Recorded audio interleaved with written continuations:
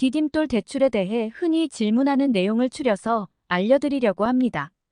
주택을 한 채 보유하고 있는데 진행이 안 되나요? 디딤돌 대출의 경우 무주택 주택 서민의 주거 안정을 위한 정부 정책 상품이라 유주택자는 다들 아시는 것처럼 진행이 안 됩니다. 고유 주택을 일단 처분해서 무주택자가 된 후 대출 신청을 할 수 있습니다. 하지만 몇몇 특수한 경우 주택을 소유하고 있더라도 무주택자 자격으로 진행이 가능합니다.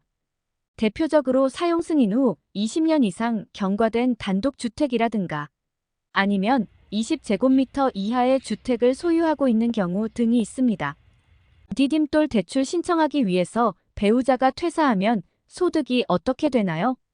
디딤돌 대출의 낮은 소득 기준을 맞추기 위해서 부부의 경우 두 분 중에 한 분이 퇴사를 하는 경우가 종종 있습니다.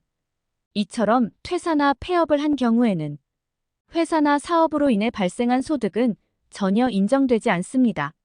소득 조건을 맞추기 위해 퇴사나 폐업을 하게 되면 대출 신청을 할 때 퇴직 증명서나 폐업 증명서를 첨부하면 됩니다. 디딤돌 대출 신청 후 퇴사하면 어떻게 되나요? 비빔돌 대출을 신청하면 평균 최종 심사까지 1개월 정도가 걸립니다. 최종 심사 후에는 이직을 하고 퇴사를 해서 소득에 변화가 생기더라도 재심사를 하지 않기 때문에 큰 문제가 되지 않습니다.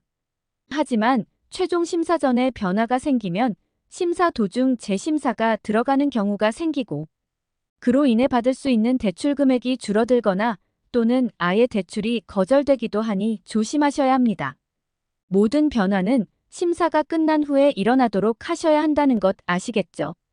육아휴직 중인데 소득은 어떻게 육아휴직 또는 휴직의 경우 소득 조건이 어떻게 되는지는 휴직을 한 지 3년이 넘으면 무소득으로 그리고 3년이 안 넘은 분들은 휴직을 들어가기 전년도 소득으로 심사가 진행됩니다. 예를 들어 이어서 24년 1월에 휴직을 들어가게 되면 23년도 소득으로 또 21년 10월에 휴직을 들어갔으면 20년 소득으로 심사가 들어간다고 보시면 될 것 같습니다. 복직을 했습니다. 소득은 어떻게 확인하나요? 복직을 하셨다면 급여를 몇 번 받으셨는지가 중요합니다. 당연하지만 복직 이후 받은 월 평균 급여를 가지고 소득을 산정하게 됩니다. 3개월 이상 급여를 받으셨다면 전액 복직 이후 소득으로 인정이 됩니다. 3개월이 안 됐다고 하면 휴직자와 같은 조건으로 하게 됩니다.